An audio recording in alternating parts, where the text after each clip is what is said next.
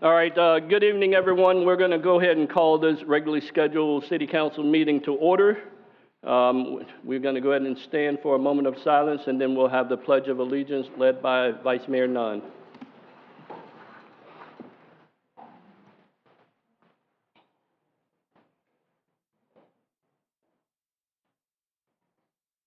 All right, thank you.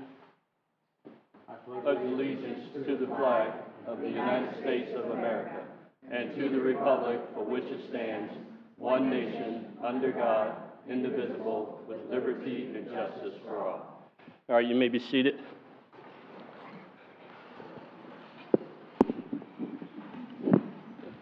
Madam Clerk, roll call. Mayor Jones. Here. Vice Mayor Nunn. Here. Councilmember Dixon. Here. Councilmember Dodd. Here. And Councilmember McPartlin. Here. Thank you. All right, thank you so much for that. Council, are there any agenda modifications? No. All right, hearing none, we'll go ahead on and move on to item number 6, proclamations, awards, and brief announcements. The first proclamation we have is for Florida City Government Week, October the 16th through the 22nd of 2023. Whereas city government is the government closest to most citizens and one with the most direct daily impact upon its residents. And whereas municipal government provides services and programs that enhance the quality of life for our residents, making their city their home. And whereas the city government is administered for and by its citizens and is dependent upon the public commitment to and understanding of its many responsibilities. And whereas city government officials and employees share the responsibility to pass along the understanding of public service and their benefits. And whereas Florida City Government Week offers an important opportunity for elected officials and city staff to spread the word to all citizens of Florida that they can shape and influence this branch of government. And whereas the Florida League of Cities and its member cities have joined together to teach citizens about municipal government through a variety of activities. Now, therefore, be it resolved by the City of Sebastian as follows. Section 1, that the City of Sebastian encourage all citizens, city government officials, and employees to participate in events that recognize and celebrate Florida City Government Week. Section 2, that the City of Sebastian encourages educational partnerships between city government and schools, as well as civic groups and other organizations. Section 3, that the City of Sebastian supports and encourages all Florida city governments to actively promote and sponsor Florida City Government Week. In witness whereof, I have hereunto set my hand and cause the seal of the great City of Sebastian to be affixed this 11th day of October, 2023. Next, we'll have our presentation to City Council from the Learning Alliance Moonshot Movement. Are they here? Is that? Okay. So, that's me, by the way. I attended, since we were the first Moonshot City here in Indian River County, thanks to our council, I went to a Leadership Awards luncheon, and they recognize our achievement for being a Moonshot City. So it says the certificate, I have it here. If you want to put it on the camera, you see it? And it says, recognizing meaningful alignment of our state and local policy and practices with the science of reading and learning. The Learning Alliance recognized the City of Sebastian for helping make Indian River County and Florida the literacy capital of the nation. And that's from Moonshot Moment and the Learning Alliance. Good. Next, Mr. Benton. Thank you, Mr. Mayor. So I've got Ms. Miller here, and she is going to do a presentation on our citizen request process and also give an update on a new element to our website in regards to ditch mowing. And just kind of start it off, the reason we're doing this presentation is we have seen an increase of phone calls and emails that have been going to other departments other than our citizen request line. So if someone calls, they could be calling about their swells, stormwater, parks, And the phone calls are getting sent and emails are being sent to our finance department, the city clerk's office, so different areas. So I felt like it was important for us to come tonight and do a presentation on our citizen request line, our process, email process, and Ms. Miller's going to go through that formal process as she goes through the presentation. And the other thing the public has to understand is we have one person that is in charge of the citizen request line. So if you're calling and you're not getting a response. Hang on, Karen. Can you pull the mic down? The same one you have, but get closer to it, because they can't hear you. No. Is Okay. it on? The microphone is on. Okay. I'll be louder. Okay, go ahead. So the citizen request line one person is in charge of that. So if you are calling the citizen request line and trying to get a hold of someone, they may be on the phone, they may be talking to me or someone else, we might be having a meeting. So that's one of the reasons we just want to make sure that people have other options to get the information to us. So we're just trying to streamline the process. And right now, no matter if you call, email, or anything, it all goes into the same system. But we are using a new interactive system for tracking requests. And one big thing is it now has a map feature that will really help us, and it will help the residents see the status. You can see if it's submitted, received, in progress, completed, canceled. A lot of times people call back and say, I just want an update. I just want an update on status. That's typical. And while that's happening, someone else is calling in with something new. They may appear that they're getting ignored. It's just one person in charge of the phone. So the more people use the online system, the quicker it actually will be for all of us, because I'll immediately see it. I'll pass it on to other people in different departments. So I just wanted to show everyone on the city website. You go at the top and click on how do I. Then at the bottom, it says submit and citizens request. That's what it will look like on our website. It'll bring you to this page. So I just wanted to go over, this is what the page will look like, so you are familiar what you're going to see. If you keep scrolling down, it goes into join our community. It gives you more information. The joining the community is where you can create an account. You do not need to create an account. If you create an account, however, you just have an easier way to track that you automatically get updates on your request. You don't have to. If you click that create an account, it gives you this website. Down at the bottom, you can create a public account. Again, you don't have to. If you're not sure if you want to use the system, as you scroll down the page, it has frequently asked questions for how do I track this. If you have an account, it's easier to track. You don't need to have an account. You can still view it. How do I provide feedback? We are sending out surveys. We haven't done that yet. And just a reminder, this is not for emergency services. If you ever are dealing with a fire or police necessary incident, do not call this line. This is just one last reminder. Don't put an input here. Call 911. Dispatch will help you get to whatever you need. So if you have an issue and you just want to let us know about, maybe you want to report illicit discharge, someone is dumping hazardous waste into a ditch. Step one, you go back to the site, and then this just pops up. At the top, there's a click here. Down under submit requests, there's another location. So we just made it that there's 3 different spots that you can click submit request. So as you're looking around, if you're not sure, multiple options. Step 2, you can either proceed as a guest. You don't have to make an account. Second one is you can sign in with your GIS account if you want to, your choice. So then the map pops up. Once the map pops up on the right, or even on the map, you can click and see other requests that are already in place. The whole idea is that if you're out walking your dog and you see a pothole in a road, you can open this up and you can see if someone's already reported it. We won't have repeat complaints about the same exact thing. At the top right from the map, you see submit a request. You'll get this box. There'll be a category drop-down that asks you, is it related to stormwater? Is it related to roads? Is it related to parks? Is it related to utility? I know the city we do not have our own utilities, but a lot of concerns and questions that come in are about utilities. We still take those questions and concerns and we pass you to the correct agency. So if you're ever not sure where to go, you can still put this in here. We'll figure out where you need to go next, if it's not us. Put in all your information. The big thing here is that you can add photos. So that's really helpful, that we can look at an issue before we even have to go out, take a site visit. It helps just expedite the process.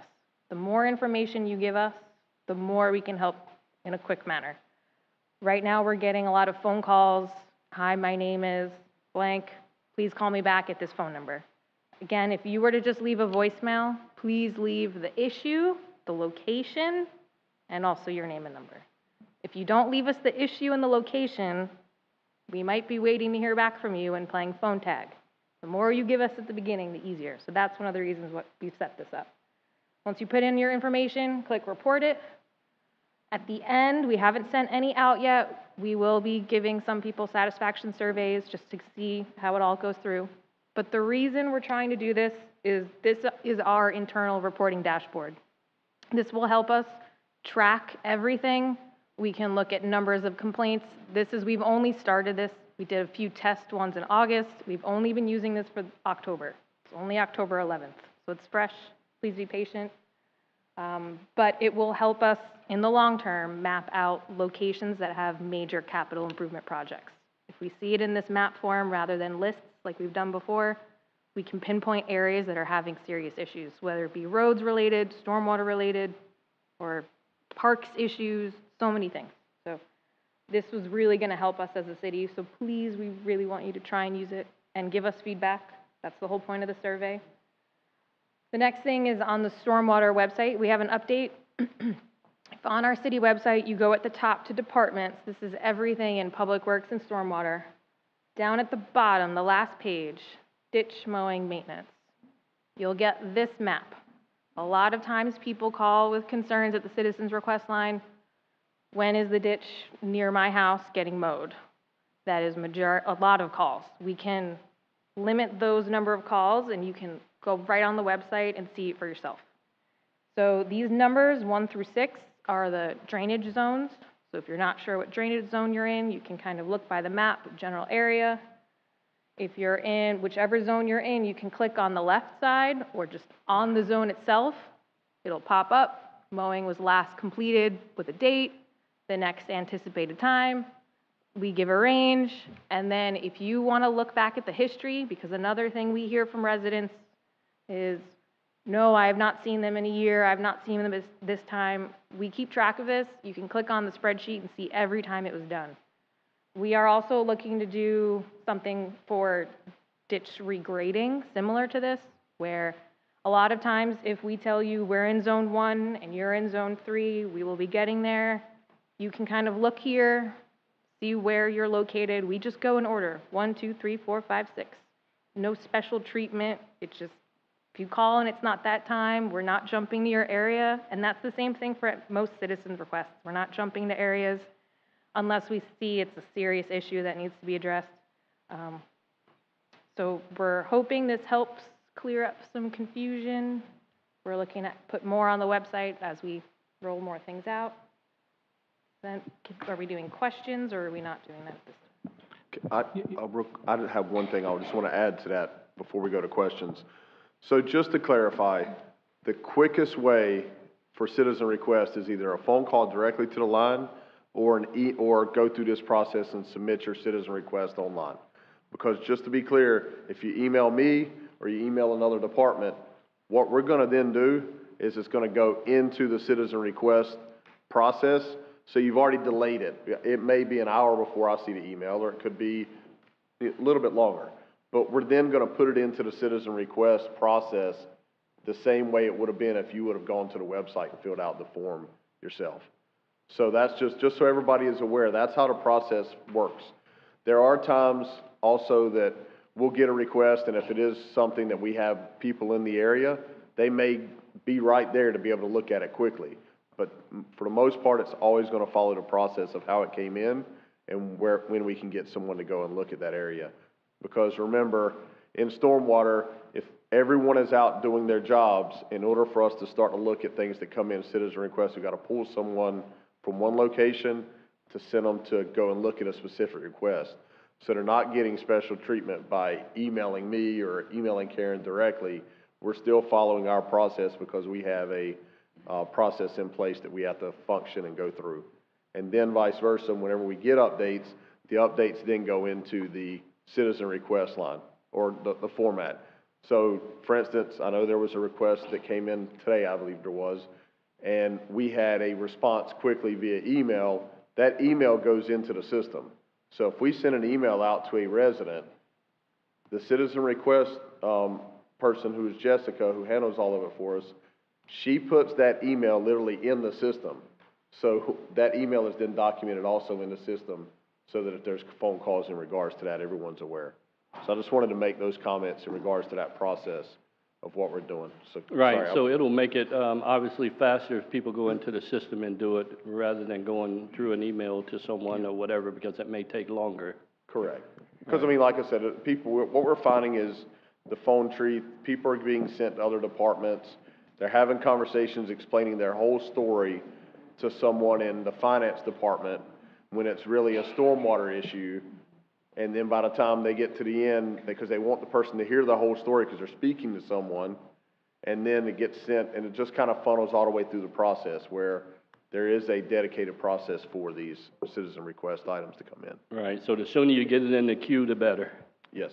Okay, Mr. Nunn? Yeah, so the only question I have is, on the first page of that presentation, it also still had the code enforcement complaint form. So can you explain the difference, or is one taking the place of the other? Just so people know where, if there is two different forms, where they need to file that based on what they're actually reporting.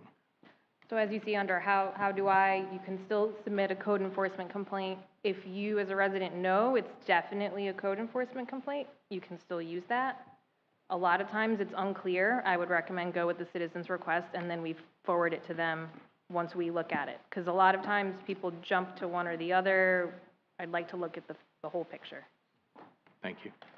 And to be clear, a code enforcement complaint can no longer be anonymous. So if you send an email or if you call, your name will be associated with that code enforcement complaint. It's a requirement. We can no longer be anonymous with those. All right, thank you. Mr. Dodd? Yeah, I just wanted to point out that, not that I don't want to hear from the residents, I'd love to hear from the residents, but this process applies to us as well. So if you contact a member of the council with a complaint, the member of the council has no avenue other than to provide it to Brian, who will put it in his system.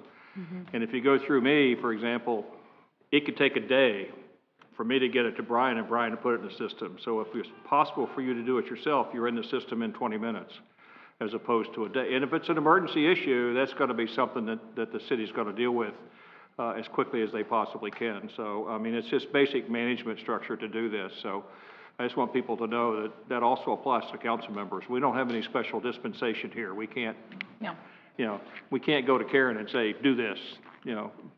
Well, we could go to her and say, do this, but she's going to tell us no. Right, you gotta go there and the same thing if. Yeah, all right, so thank you. And also, if anyone ever calls the citizen's request line, remember, it's Jessica sees it, I see it, I get every voicemail, it goes to me as well. My biggest pet peeve is not leaving the location. Leave me the location, and like Brian said, if someone is around, we can do it really quickly, and we put it in the system at that time. Leave as much information as you can. If you leave information on that system there, it's only a minimal amount is visible. It's really just a marker and the title, and that's it. So, thank you. All right, thank you, Ms. Miller. All right, next on our agenda are the brief announcements. Vice Mayor Nunn. Announcements. October 14th, the Craft Club of Sebastian at Riverview Park from 10 a.m. to 3 p.m. October 19th, the Sebastian Police Department's Community Night Out in Riverview Park from 5 p.m. to 7:30 p.m. October 26th, it's the last day to request your vote by mail ballot. October 26th, the last day to request your vote by mail ballot. October 21st, Snow's Halloween Arts and Crafts Boo Bash at Riverview Park from 9 a.m. to 5 p.m. October 22nd, Snow's Halloween Arts and Crafts Boo Bash at Riverview Park from 10 a.m. to 4 p.m. And last, on October 27th, is the City of Sebastian and the Sebastian Police Department Halloween celebration at Riverview Park. There will be contest registration will begin at 5:30 for the costume contest. Trunk or treat begins at 5:30 p.m. as well. The costume contest itself will begin at 6:15, and the movie night out, Hotel Transylvania, will begin at 7:15 p.m. All right, thank you so much for that, Vice Mayor. Next item on our agenda is the public input. This is the section where members can bring forth, or public can bring forth new information or requests to the city council, not otherwise on the prepared agenda. And one of the things that we do not allow is personal attacks under any circumstances. So is there anyone with any public input? Yes, sir, please come forward.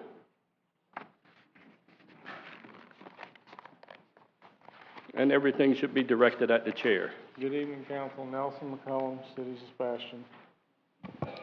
Can't hear. Nelson McCollum, City of Sebastian. Tonight, I would like to speak on some deeply concerning behavior by Vice Mayor Nunn in regards to him using his position as Vice Mayor and using his official cityofsebastian.org email address for election candidate purposes. The City Council email address carries a special influence and authority, and using it for election candidate purposes is in direct violation of Florida Election Code Statute 104.31, which states no officer or employee of the state or of any county or municipality thereof shall use his or her official authority or influence for the purpose of interfering with an election or a nomination of office or coercing or influencing another person's vote. On September 18, 2023, an endorsement letter was sent out by the International Union of Police Associations endorsing Sherry Matthews for City Council. 3 days later, on September 21, an email was sent from Vice Mayor Nunn using his official cityofsebastian.org email address sent to the President of the International Union of Police Associations in regards to their endorsement of Sherry Matthews. The email states, quote, "Recently a letter was sent out from your office endorsing Sherry Matthews for the City of Sebastian Locals 6054 and 6056. The question I had was, how was that determination made and who made the request for that endorsement?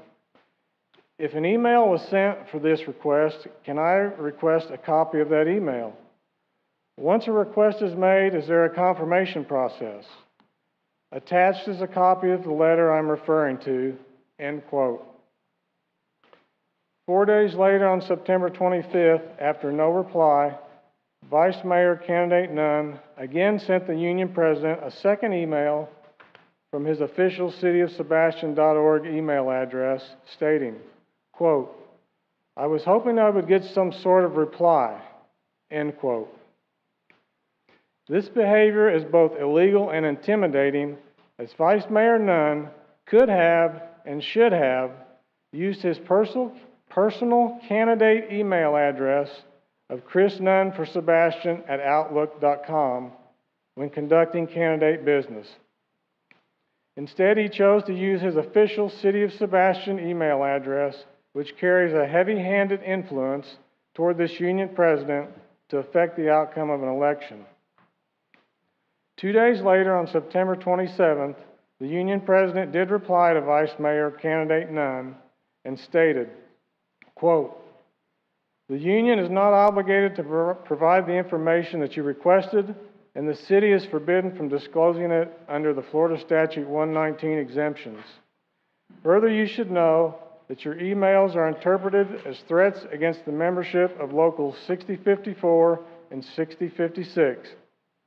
And contrary to Florida Statute 447.501, which specifically protects public employees from retaliation for the exercise of the free right to organize, collectively bargain, and participate in union activities, which may include from time to time political endorsements.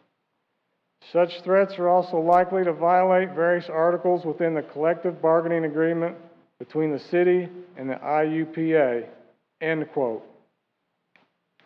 Using this influence and authority of a councilman's official position and email address to carry out candidate business to affect an election outcome is a direct violation of election code, and I ask that this council address this issue tonight since mail-in ballots are being submitted as we speak, and see if there's any further steps needed to be taken against Vice Mayor Candidate Nunn for violation of Florida Election Code Statute 104.31.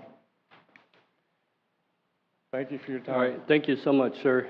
Next, Lance? All right, let's see if this is good enough. Can you hear me? All right, perfect. Mayor Jones, thank you for having me. Members of the City Council, it's a pleasure to be here. I'm Lance Lunsford. I'm here to represent the Taxpayers Association of Indian River County to thank Sebastian for participating in our first community council. I had the privilege of chairing that historic council, and Mayor Jones was kind enough to participate and represent the City of Sebastian and really articulated the needs and the projects that the City of Sebastian is facing, and so we're here to thank you all for participating, really being a part of it. This was a milestone and historic discussion. We brought together all the heads of government from throughout the region, the mayors of Vero Beach, Sebastian, and Fellsmere, our 5 constitutional officers, the board chair of the county commission, our superintendent, and of course, State Senator Aaron Grahl. So it was a wonderful evening where we really discussed the future of Indian River County. Of course, many of the projects that Sebastian is facing and dealing with, including population growth, were a key topic that Mayor Jones brought up, as well as the need for collaboration with the Board of County Commissioners. And so on that same topic, we would applaud you guys for the joint summit you guys held because, you know, as a Taxpayers Association, we're here to promote efficient government, and short-term dialogue on those important decisions is the best way to reduce long-term discord. So thank you guys for having that discussion, and we, of course, definitely support future discussions between the city and the county, as well as cross-collaborations such as those. And for our particular event in the Community Council, we look forward to having future ones where we can bring together all the important figures who are heading government to really ensure a prosperous future for the taxpayers of Indian River County. And before we finish, I would be remiss if I did not mention we are very excited to be here in Sebastian tomorrow at Captain Hiram's for our Sebastian City Council Candidate Forum. We'll be having the candidates there, and obviously we'll have questions prepared by our membership, and we're partnering Sebastian with the news to really promote that event and really, again, provide the citizens of Sebastian with such a great chance to see their elected officials and candidates in action. It's also good because as a Taxpayers Association, we meet at Vero Beach, typically at the Vero Beach Yacht Club. It's the most convenient location for our purposes. But it's great to have events like this where we can come to Sebastian and really include all parts of the county in the discussion, since we are the Taxpayers Association for the whole county, not just parts of the county. So we're very excited to see what's happening here in Sebastian, and we look forward to seeing what you guys can do to further provide great value for our taxpayers and the citizens of both Sebastian and our county. So Mayor Jones, thank you again for participating, and Council, you were represented nobly at our Community Council. Thank you very much. All right, thank you so much, sir. Is there anyone else?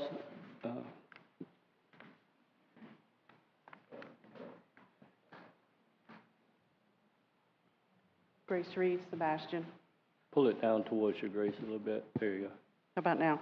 Yeah, probably all right. Okay. I just kind of wanted to comment on Karen's presentation. I'm in Region 1, I guess, because they were in my area this week. I talked to John and I talked to Ken, and there was another fellow out there too. Phenomenal job. They were there in the area because I have a ditch that runs across the front and one that runs across the back and then one that runs around another side of the street. So they worked on those ditches for 3 days, and I cannot say what a job they did that was so detailed. And I mean, those, I don't know if they're ditches or canals or what they are, but they really do look good. And they're farther down in the neighborhood now, and they're still doing that same awesome job, because when you go out off of Blossom and Dolphin and stuff like that, you can see all the way down that thing. And I just want to say it's an awesome job. They really did. Thanks. All right, thank you so much for recognizing our employees. Yes, sir, come up.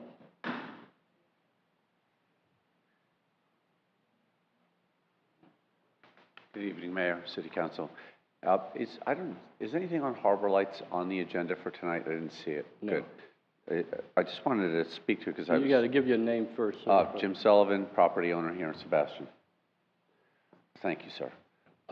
You know, I was thinking about the last meeting and then listening about some of the back and forth, and I just wanted to share that I think that piece of property is invaluable for the community in perpetuity as a park. And I just wanted to make that known. Because I think Councilman Dodd had said last week something to the effect, if we received this much money for it, or that much money for it, you know, then what would it be worth? And then what would we do with it? And what would somebody do with it? And I think that as I'm watching Indian River Drive build up, when I think of for time immemorial, more open space is an amenity and a complement to our community, and that's invaluable open space. I hear a lot of comments, see people comment about the lack of, you know, pedestrian access for the view sheds on the river and things like that as houses get built up. And that's one that's going to continue to, has the potential of being a view shed in perpetuity. If we look at our legacy from Teddy Roosevelt declaring Pelican Island, you know, the first fish and wildlife preserve, it's kind of our legacy. And he had a vision for the future for that didn't include development. And just like development requires vision, conservation requires vision. And I just wanted to suggest that maybe we might want to step back, slow down on it, and think of conservation as our vision on that asset, simply for the fact that whether it's a playground or just a pedestrian place with a fountain and some benches or something, we could do whatever we want with it.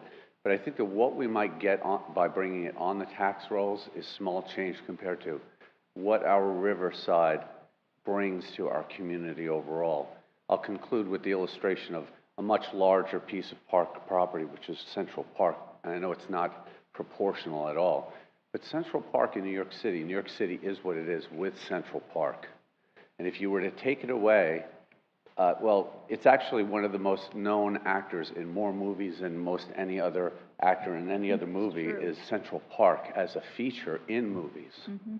And not at all that piece is going to be remotely close to Central Park, and will we ever be close to being what New York City is. However, it's hard to quantify the intangible effect of what more open space provides to the overall value of the community long term. And so I just wanted to share that, because I'm sure it's been brought up by others, but I just wanted to weigh in on it because I thought that it'd be worthy of slowing down, pausing, and giving that another good hard look. So thanks for hearing my comments. Yes, sir. Thank you so much. Is there anyone else in the public input? All right. Do we have anyone with a hand raised on Zoom? Nobody's raised their hand. All right. Public input's closed. We'll move on to consent agenda. Council, what's your pleasure on the consent agenda? Mr. Mayor, recommend approval of the consent agenda. Second. So we have a motion and a second. Is there any discussion? Hearing none. Madam Clerk? Vice Mayor Nunn. Yes. Councilmember Dixon. Yes. Councilmember Dodd. Yes. Councilmember McPartlin. Yes. And Mayor Jones. Yes. Motion carries. Thank you. All right. Committee reports. Anyone have any committee reports? Well, Mr. Mayor, I was at the Indian River County Veterans Council meeting, I don't know if it was last week or the week before, and there was a presentation by Rodney from the Disabled American Veterans, and they're trying to make inroads into this county. I believe they also act as veteran service officers, and they're going to try and work with the county, because you know how short-staffed the county is in getting these veterans' disabilities put through, and especially the PACT Act, which started January 1st, created a lot more backlog. So he's trying to make inroads. I had a meeting with him yesterday in Vero Beach, and he said all he would need would be an office and access to Wi-Fi and a scanner, and he could assist in some way. So if Mr. Benton could have a discussion with him, quite possibly. Yeah. How far out are we having that space ready for them to come in? Or they are. I know you're probably not prepared for this, Brian, but I know we signed the papers and everything else. So, correct me if I'm wrong, Councilmember McPartlin. So I think we're talking about two separate things, because you're talking about but Indian River County VSOs at the schoolhouse, correct? Right. So I spoke to Melissa today. They're still working with their IT department to finalize their network connections, and then they've already moved the furniture equipment up here. They just haven't moved the actual VSOs into the building next door. That's up to the county at their timeline, but I've asked them to kind of speed it up as quick as possible. In regards to Councilmember McPartlin's request, I think he's talking about a separate group that's looking for an office space on a temporary weekly basis as far as like maybe a day here or there. Is that correct, based on what I'm understanding? So we'll have to kind of look at the space that we have within the city, and see if we have any possibilities of being able to offer, hours or days available to that. So I think they're just two separate Yeah, items. but I think, Mr. McPartland, you also said that, they would be able to step in because we don't have a VSO here in Sebastian right now, and they would be able to step in and help out. Is that correct? Well, the way it works with the claims is, I don't know if the form is a 3122 or a 2122, and they can act on your behalf of a veteran that has a claim going. And what's happening now is, I know the county, if a veteran calls, the VSO office here, they can't get an appointment for 8 to 10 weeks. And like this gentleman, I called him on Friday, I met with him Tuesday, and then I have another meeting with him in 2 weeks.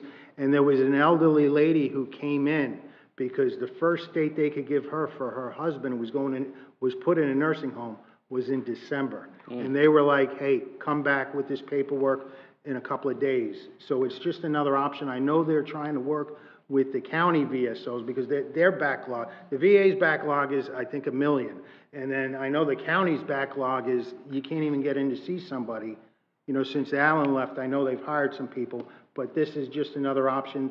The disabled American veterans have been handling claims, like the county veteran services officers, they work under the American Legion, but the disabled American veterans have been, you know, handling claims for free for veterans for their existence, I believe. So if a veteran has a claim already in there, they can assist them with that, but the filing of new claims would have to go through the VSOs? He could file a new claim as well. The okay. main thing is you gotta sign that form giving him authorization to look into your stuff and filing on your behalf. Because he has space currently at the Vietnam Veterans Office, which is down in way south Vero, which is over a half an hour from here. Yeah. So it's just another option. And again, he's just starting out, but if just Brian could talk to him, possibly. Mr. Mayor, just. Yes, sir. It sounds to me like it's something that we should consider and let Brian work with them. I mean, worst case is that we let him use the yacht club for half a day a week, or there's places that we could do that, without getting ourselves caught in a big bind. In the library. The library. From my personal experience, anything you can do to help the people who are trying to take care of the veterans' claims is very valid, because sometimes these veteran claims things take years because there's nobody fostering them. And these guys do follow up on them. They make sure they get taken care of. If you drop in the queue, anybody that's been in the military, if you drop in the queue and you don't complain about it, you're going to be in the queue for the rest of your service.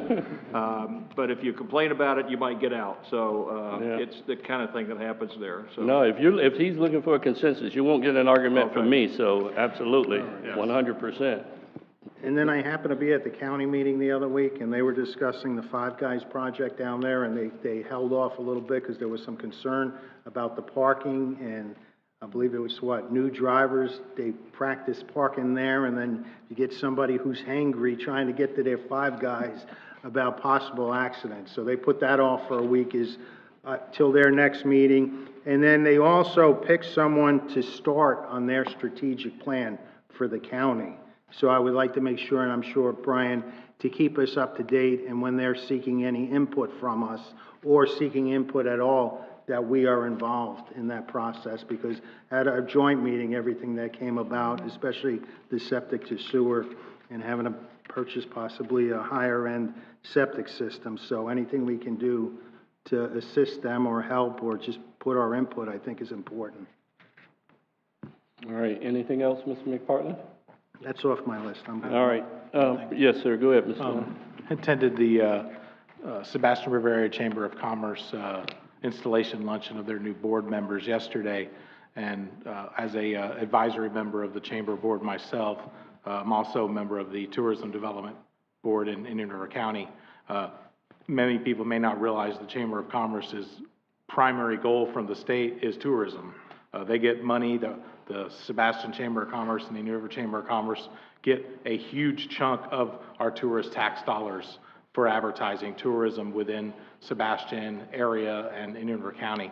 The new tourism director recently started, and he wants to have an opportunity to come talk to us about the chamber itself and what its goals are, and he'd like to hear what some of the city's tourism, I guess, points of interest are, things that we think are, from the city's perspective, are tourist-related items, and they'd like to know about that so maybe they can emphasize them or whatever. So he's going to be coming probably in one of the next couple of meetings to meet the council, and then we'll set up, hopefully get a meeting with you and him and Brian, and then he can discuss our priorities as a city if we have any tourism priorities. Yeah. So, Go Vice ahead. Mayor, I did have an opportunity to meet. I met with him today, actually. Awesome. So I have met with him, so we'll formulate that communication and get him here before you all as well as we move forward. Perfect, thank you. Yeah, and it was great meeting him at the meeting the other day, so it seems like it's going to be really good for the chamber here, so. All right, moving on, the next item on our agenda is item 9A. On the agenda transmittal, council, it shows that field 1 vacant alternate concern, but this is for Ms. Jean Carbano, who's on there, and this is she's the only one that applied to keep her as a regular member, so what's your pleasure? Make a motion to reinstate her. Yes, I move we appoint her. Okay, you have a motion and a second, any discussion? All right, we don't All in need. favor. All in favor? Aye. Aye. Any opposed? All right, motion carries. All right, next item on our agenda is a quasi-judicial public hearing. And this is the second reading and quasi-judicial public hearing of ordinance number O-23-11. City Attorney? Thank you, Mayor. This is ordinance number 0-23-11, an ordinance of the City of Sebastian, Indian River County, Florida, approving a conceptual plan unit development plan for a project known as River Oaks Preserve, consisting of 146.5 acres, more or less, with a zoning designation of PUD R, Plan Unit Development Residential, and a land use designation of VLDR, Residential Very Low Density, 3 dwelling units per acre, located south of Landfair and Lighthouse Avenues and north of County Road 510 and Citrus Hideaway Subdivision, providing for conflicts, scrivener's errors, severability, and effective date.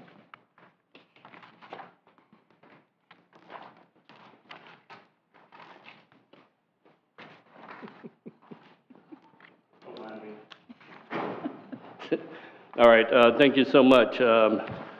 City council members, disclose any ex parte communication. I know the last time we had that, that's the only one I haven't had any conversation since then. Anybody else? It's the same one that I filled out the last Yeah, time. Nothing yeah. new since then. Okay, very good.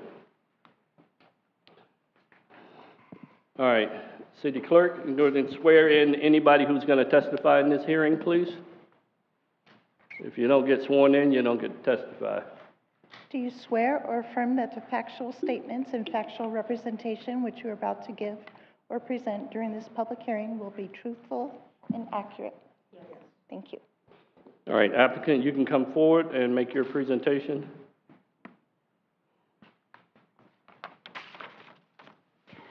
Good evening, council, mayor, councilman, councilwoman. My name's Emily O'Mahony with 2GHO. We're the land planners for this project. And I want to thank Jim Vitter for covering for me last month. I had an accident on the way here. So, Jim, thank you. And I'm here. I'm glad to be here. I know that you had a full presentation. I just want to say a few things. Number one, we understand the conditions of approval and don't take issue with any of that. We also understand that you will not be taking Shakespeare through. We will give a right-of-way for emergency, but the road will not continue. When I looked at the minutes, there seemed to be some confusion or a question about parking. So I wanted to take a minute and see if I could just clarify some of the cluster parking for you. And let's see if I can. Okay, I'm going to run right through this.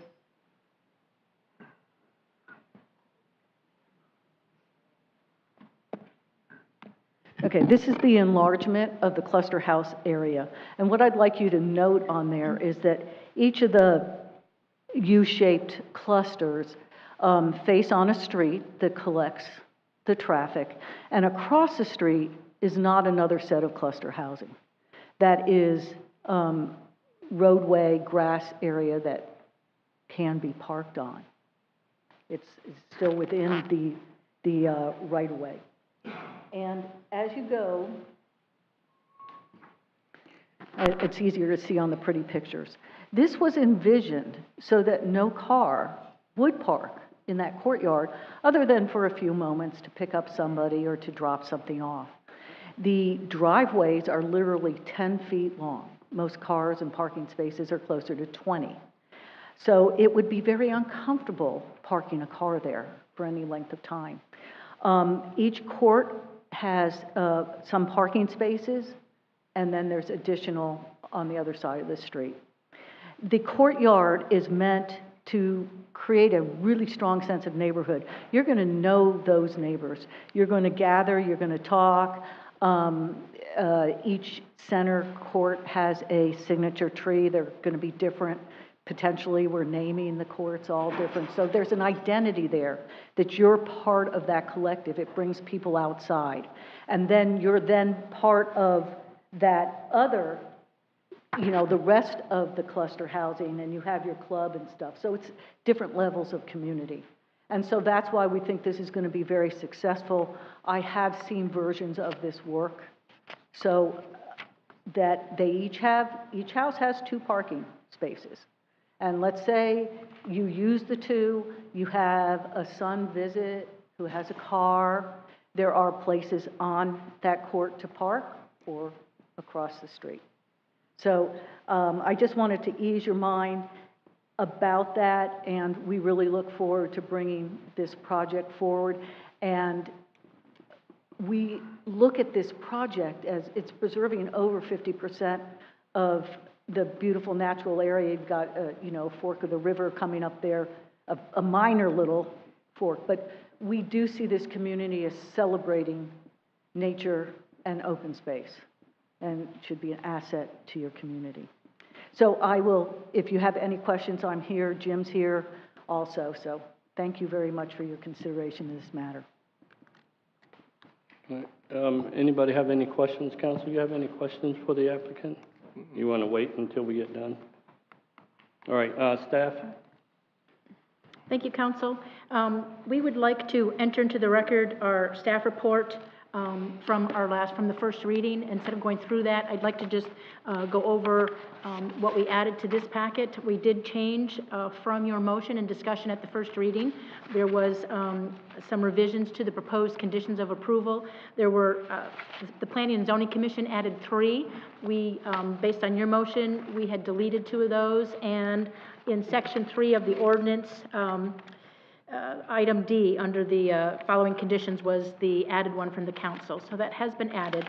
And of course, we added the minutes from the last meeting and adjusted our staff report to reflect the adjusted conditions of approval. Nothing has changed in staff's recommendation. We recommend approval of this PUD. This is the conceptual plan.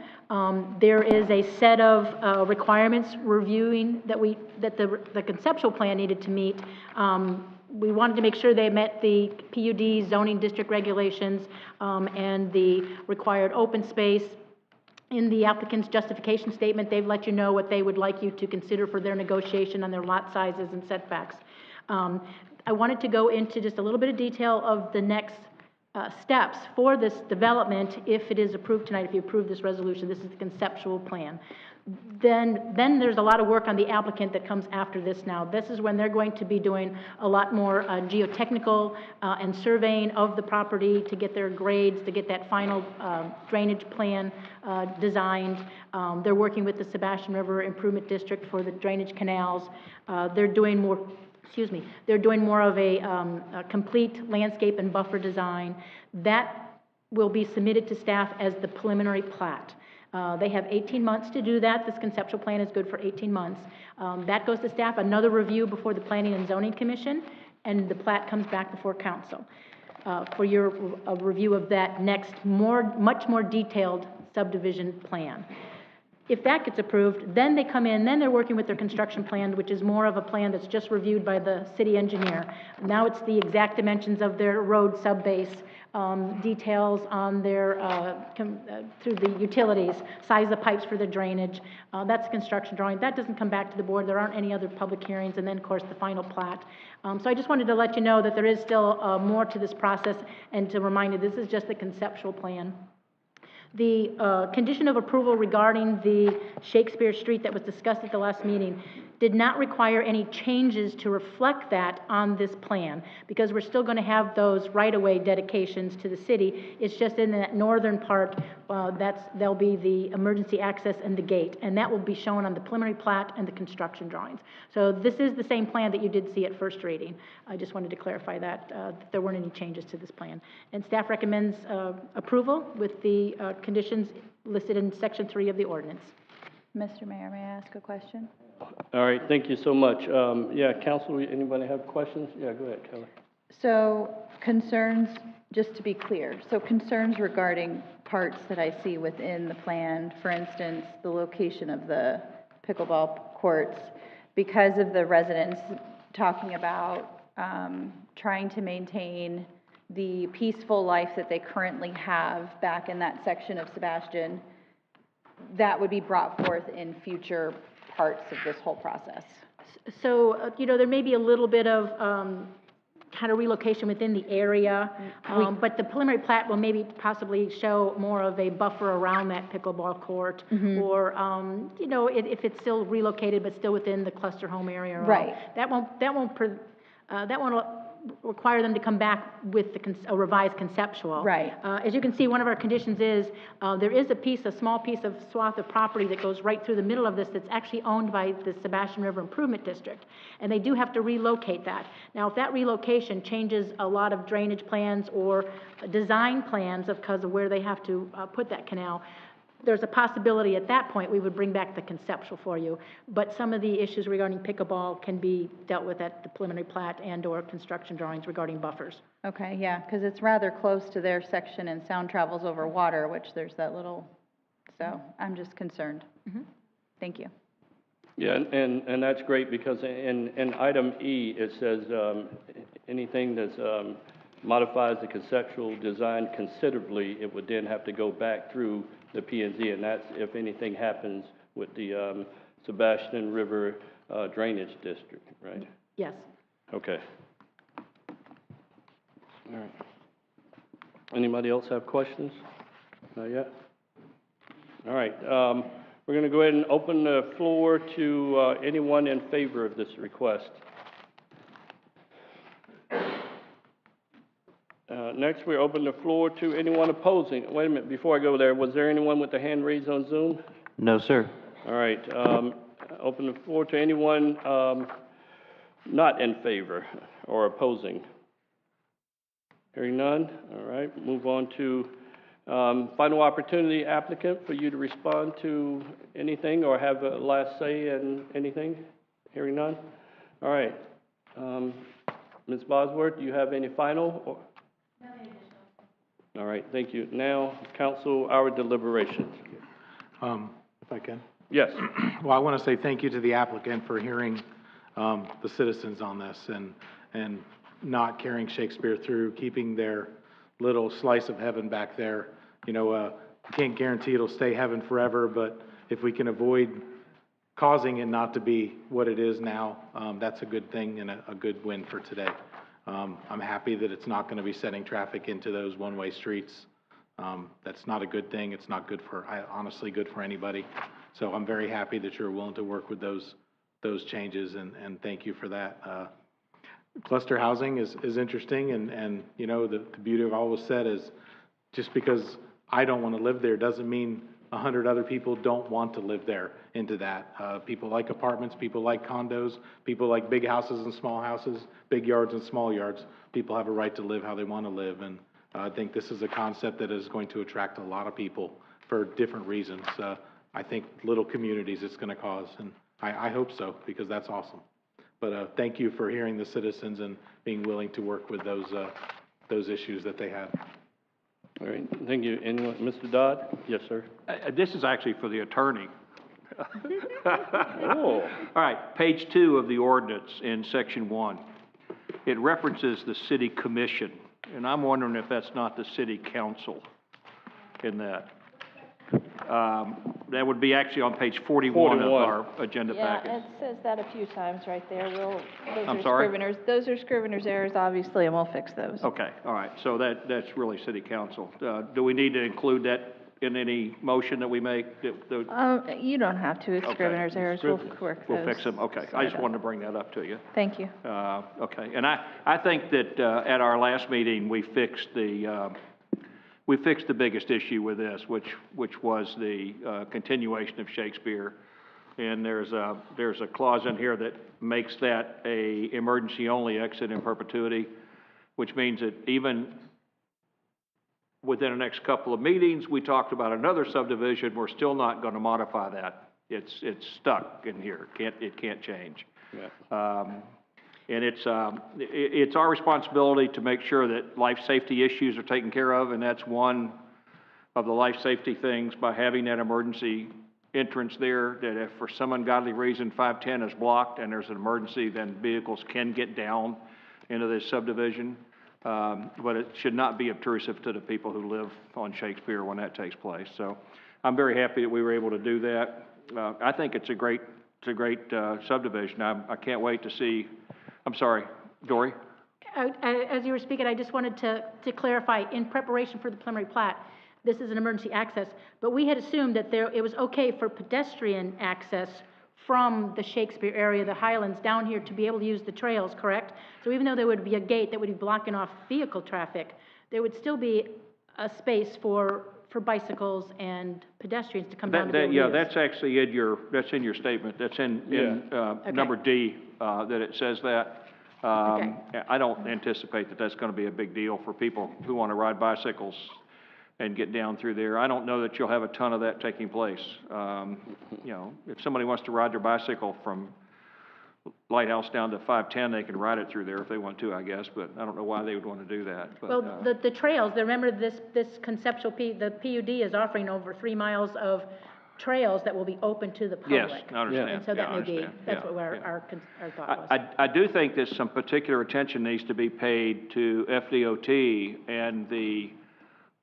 and what's going to happen when they redo 510. There's 2 entrances from this subdivision now, the Shakespeare entrance and the main entrance on onto 510. And if FDOT doesn't make that cut correctly, you're not going to be able to turn from eastbound 510 into the subdivision. You're going to have to come all the way to the 66th Avenue roundabout and put your life in the hands of other people in the roundabout and go around the roundabout and to get back to do this.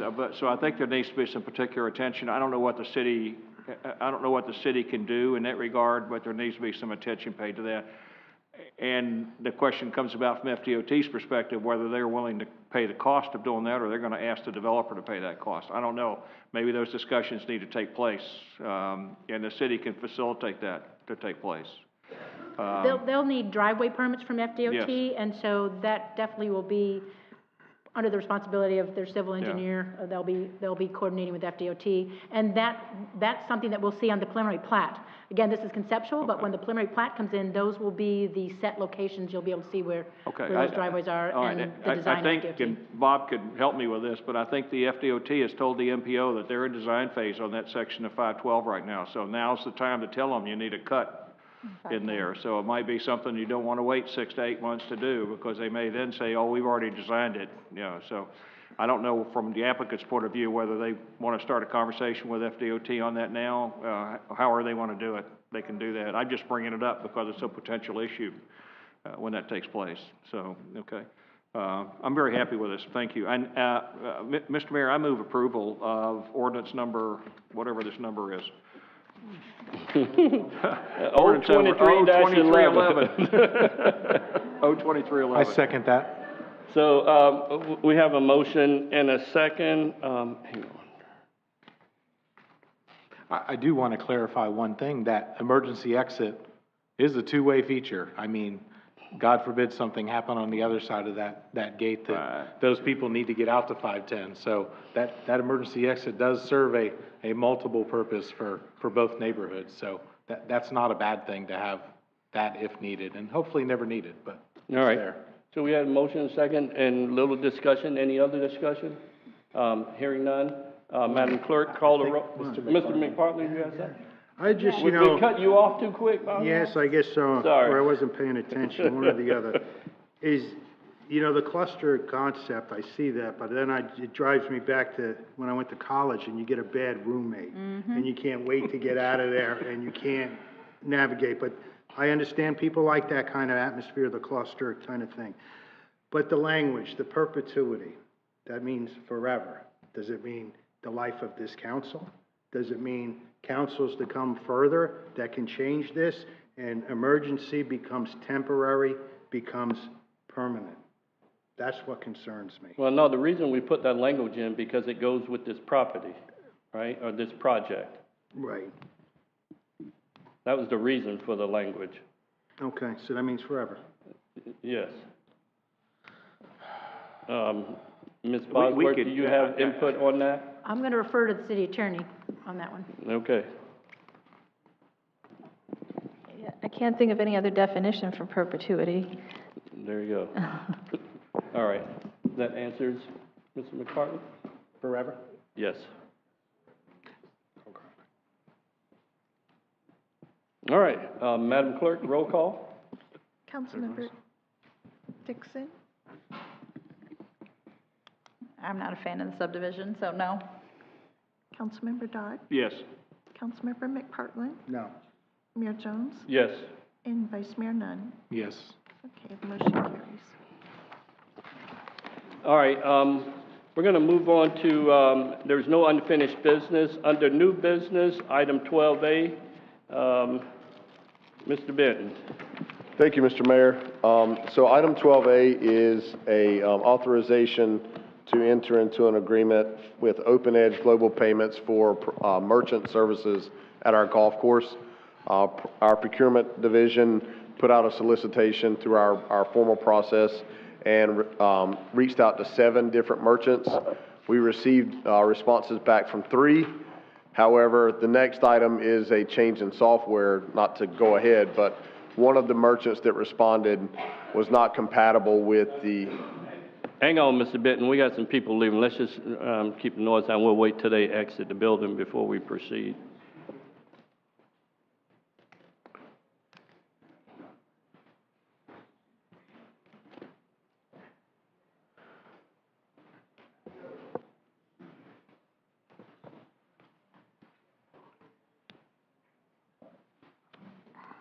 All right, Mr. Benton, you can proceed.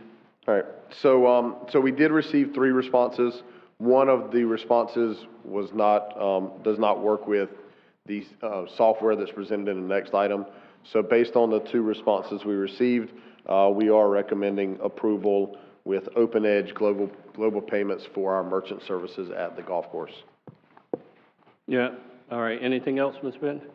No, and I looked into this, and I was really shocked. According to some of the numbers that I was crunching, I was trying to determine, because we were getting charged, we were having to provide 8 tee times to Golf Now, and those are in prime times. And I think, and I was under the assumption whenever I've used it with other places that the course gets money from it, but apparently the course doesn't get any money from it. The money goes to Golf Now under the old contract. Is that correct? So I just don't want to jump ahead. That's item 12B is the sorry. software. Did I look at the wrong one? No, you're okay. So item 12B, I'll go through a full Okay. discussion on that. But so 12A is just the merchant services, which are basically the credit card transaction fees and those interchange fees that are associated with that. Ask a question, Mr. Mayor? Yeah, go ahead, Mr. Dodd. The $45,000, how's that break between the fees to the software company and the credit card interchange fees? I think aren't credit card interchange fees based on volume, on dollar volume? I don't know, you might It's per transaction, so. Per transaction, okay. Yeah, I mean, So- based on the number of So it's based on transactions. volume, basically, how many Correct. transactions you process through there. Do we have and maybe Ken knows this, but do we have a count of the transactions the past year, past 2 years that we've applied their value to?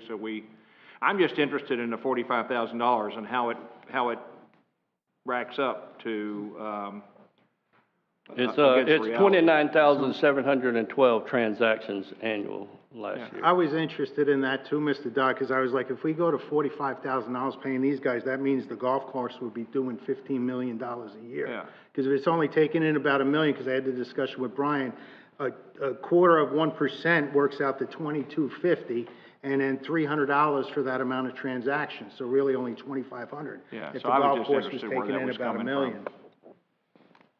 Yes, it is amazing how much of the interchange fee, is that Yeah. the right term? Yeah, the interchange fee goes to the credit card companies, MasterCard, Visa, American Express. So regardless of which vendor we are talking with, you'd have the same basic charge from those companies back to that vendor. So that's why we just broke it down and said, So the well, interchange fees actually go to MasterCard, Visa, they go to those guys. and How depending much, on, what is the actual cost to global, that we'll have to Open Edge Global Payments? What's the actual annual, I look over at these numbers and they're talking about $20 monthly fees, $20 per transaction, they're broken down, but it's almost impossible for me, I don't know, I may not be very sane in some of this stuff, but it's almost impossible for me to figure out how much we're gonna pay these guys for this. and it's totally dependent on the number of charges. Okay. And what type of card is charged. Okay. Because you got All right. differences there. And we don't have any history that we can do. Well, we've got billings that we had, and I believe our purchasing manager looked back at 6 months' worth of the bills and tried to Okay. do his best to analyze it to, Well, I think that the mayor had a great point. No matter, even at $45,000, that's probably not a bad deal compared to the tee times That's right. that we were giving away and not getting any money for. So, you know, So I'll say this, the tee times we were giving away was in addition to the $45,000. Yeah. okay. Because the $45,000 number isn't one we based off of this merchant.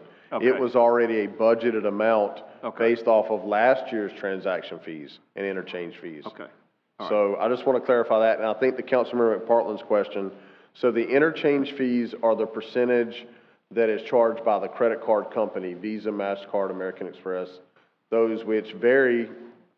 I mean, American Express charges a higher interchange fee a lot of times than Visa and MasterCard. Yeah.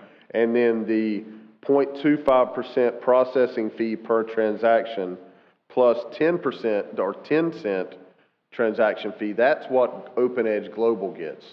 So they're getting the much smaller percentage of the 45,000 than the interchange fee, because the interchange fee goes to the credit card company. Okay. And their percentages on these things range, I think, 3% to 6 or 7%, somewhere, I mean, it's a They're pretty wide getting a range. quarter of 1%, not So, 25%. you're correct. A quarter of 1% plus 10 cent Right. per transaction goes to Open Edge Global. And then the credit card interchange fee is a lot higher than that. It's basically, like 2.75%. okay, is their standard 2.75%. What happened to cash is king? Yeah, that's it, great. All right. All right. Thank you, Ken. Do we need to, any other discussion? Do we need to make a motion on this one? Doesn't look like it. Yeah. I'd like to make a motion to approve, give authorization to city manager to utilize Open Edge Global Payments to provide merchant services at the city's golf course. Second. So we have a motion and a second. Any other discussion? Madam Clerk? Councilmember Dodd, Yes. Councilmember McPartlin, Yes. Mayor Jones, Yes. Vice Mayor Nunn, Yes. and Councilmember Dixon. Yes. Motion carries. Thank you. All right, so now we move on to the other part of it. Mr. Benton? Thank you, Mr. Mayor. So this is the golf course's software in regards to tee times and reserving tee times. So with this, we felt it was important. Obviously, the total cost is $3,600. it doesn't meet our procurement policy to have to come before council. However, we felt it was important for you all and the public to be aware that we are looking at changing the software, and that's our proposal tonight, is to change the software from Golf Now, who we currently use. They're a nationwide company. We currently use them. However, they don't charge us a dollar amount. They charge us 8 tee times per day. So, you know, when you look at, and they get 100% of those fees charged. So that's their payment. And if you were to take a kind of soft estimates of, we estimate somewhere in the $60,000 to $70,000 range on an annual basis. Yeah, so you figured $30 per every one of those tee times? Yeah, I mean, An the amount I'm average using or is something? probably closer to $20 to $25, just as a really simple number. And Right. it's probably too low, but to give those estimates. So with this, we went out, and Mr. Gardner's here, the golf course director. He went out and kind of got in touch with Eagle Club Systems, and they can provide the same service to the city for an annual cost of $3,600. There you go. It's I like $10 a day. I'll move approval of the 3-year agreement with Eagle Club Systems. Second. All right, so we have a motion and a second. Any other discussion? Mr. Nunn? No, public input. Oh, is there anyone from the public who would like to speak on this? Anyone with their hand raised on Zoom? Not at this time. Public input's closed. Madam Clerk? Councilmember McPartlin? Yes. Mayor Jones? Yes. Vice Mayor Nunn? Yes. Councilmember Dixon? Yes. And Councilmember Dodd? Yes. Motion carries. Thank you. All right, hang on, let me get caught up here. All right, Mr. Benton, item C. Thank you, Mr. Mayor. So item C is a request to approve the selection of Conlin Landscaping for ITB 23-15. This bid process that went out was in regards to our citywide swell improvements that are in conjunction with our roadway improvements. So if you all remember, in this past budget cycle, we had quite a few discussions in regards to, in the past, the city would handle these swell improvements, and with our staffing, we're pretty far behind. I think we're still doing fiscal year 21, 22 swell work for those road improvements that were completed. So our thought process was to find a contractor that would do the swell work, and so they'll come in, do the swell work, and then the roadway improvements get done. So it happens together, and that's what we're requesting your approval tonight, is to award this bid to Conlin Landscaping for the swell improvements. Makes All right, complete thank you so sense. much, sir. Council, I make a motion to approve. we have a motion. Do we have a second? So I'll second that motion for discussion purposes. All right, you want me to go ahead and open to the public first before we discuss? I just had one question, then All you right. can do it. Does this include the catch-up for the road No. repavings we've done and not done the swell work? It does not. It does not? No, sir. Okay. So are we gonna be able to put together a proposal and a bid to do that? I mean, there's a lot of roads that we repaved and didn't do the swell work on at the time, and I actually thought that was being done, but it wasn't done, so. So we are still having our staff work on that. Okay. What our plan is to have Conlin get started on our fiscal year 23 road improvements that we have, get those swell works done, and then we can at that point go back to them, because we are under contract with them, and get cost estimates to do, if we need to, the prior swell work from those other roadways. But we do have staff still working on those swells. And just so the public knows, if we were to hire people to do this and buy the equipment needed to do this, I think we would spend more money than we're gonna spend on this subcontract to get it done. I really do. If you put a spreadsheet together with the equipment you need and the benefits and the salaries and so forth for the staff, you know, it would, I think, cost the city more money in the long run than we're gonna spend on this subcontractor, so. Yeah. And if you were to, you know, looking at the funding sources we're using with discretionary sales tax, local option gas tax, for these items, you know, that funding mechanism may not be able to fully support if we were to hire staff. We would have to utilize stormwater utility fund or general fund, those type of elements, so. Yes, Yeah. so. Money well This spent. makes a lot of sense from the perspective of the public. Mm-hmm. Yeah, it does. Is there anyone from the public who would like to speak on this item? Do we have anyone with their hand raised on Zoom? No, this time. All right, public input's closed. Council, are there any further deliberations? If not, Madam Clerk? Mayor Jones? Yes. Vice Mayor Nunn? Yes. Councilmember Dixon? Yes. Councilmember Dodd? Yes. And Councilmember McPartlin? Yes. Motion carries. All right, moving on to item D, Mr. Benton. Thank you, Mr. Mayor. So this item is requesting authorization for us to go forward with the purchase of 4 servers and the relevant accessories to get those up and running and improvements within our MIS department. Mr. Mayor, I move approval. We have a motion. Second. We have a second. All right, is there anyone from the public who would like to speak on this item? Anybody on Zoom? Not this time. Public input's closed. Council, any further deliberations? Hearing none, Madam Clerk? Vice Mayor Nunn? Yes. Councilmember Dixon? Yes. Councilmember Dodd? Yes. Councilmember McPartlin? Yes. And Mayor Jones? Yes. Motion carries. Thank you. All right, moving on to item E. Mr. Benton. Thank you, Mr. Mayor. So item E is a playground design that was recommended by the Parks and Recreation Advisory Committee for Creative Playground, which is located at Barber Street Sports Complex. This is the city's largest playground that we have. What we did was we solicited 4 different companies. 3 of them provided designs, independent designs. The only allocation or direction that we gave them was to provide ADA accessibility, inclusivity within the design. So they were separate designs, no formal direction from the city. So they provided their designs to the city and their cost estimates for those. And we brought those to Parks and Recreation Advisory Committee.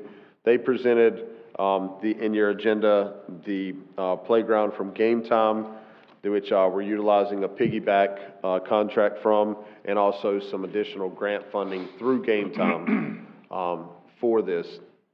The couple items that I do want to make sure we are aware of in regards to this is that one, we do have to make a selection in order to utilize their grant funding by October 27th. The second item is I've spoken with Mr. Kilgore. We have used Game Time for 2 of our playgrounds currently that we've purchased in previous years. They've done a great job. Installation has been great.